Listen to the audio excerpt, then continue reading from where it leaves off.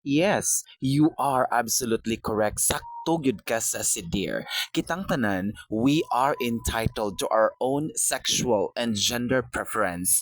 Walay magbuot og walay ni bisan kinsa nga makababag ni ana sa si Dear. Bahala pa og laki kay tagnaong pero ganahan gyud ta nga magpatawag og ma'am, miss, madam, queen or unsa pa na nga pronoun, walay makasupak og makababag ni ana sa si.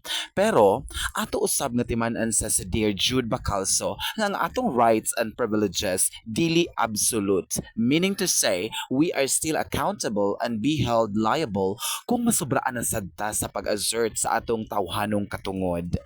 Sa Dear Jude Bacalso, dili lang ta magpalabi sa atong batasan. If you are so blessed kay kung gutumon ka, anytime, makapalit ra ka og lamian ng mga pagkaon, timan nga ang waiter, 435 ra in taon na ang sweldo ana per day. Kuhaan pa sa plete, kaon og extra expenses. 'Di ba? Og sa dili pa ta mo bat into a conclusion sa si Dear, it would have been better if gi-consider pud unta nato ang sitwasyon sa waiter.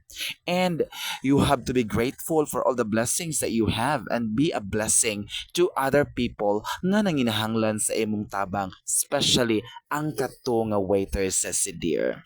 And always remember sa si Dear Jude Bacalso nga whatever you sow, you reap. And what goes around, comes around. So kana siya, inamigara na siya nga kuan sa si Dear Jude Bacalso ha. Pero manginaot mi nga makadungog sad mi sa imong side no nga unsam gyud ang tinuod because you are a public figure and a lot of people are really looking after you, di ba? And so magpabiling grateful all the time and be humble always good sa si Dear. And you're my idol pa naman in terms of MCing and hosting. Kalami jud kay kamo dala og kanang dala og talk show, di ba? So, thank you so much. And this is your Gemini.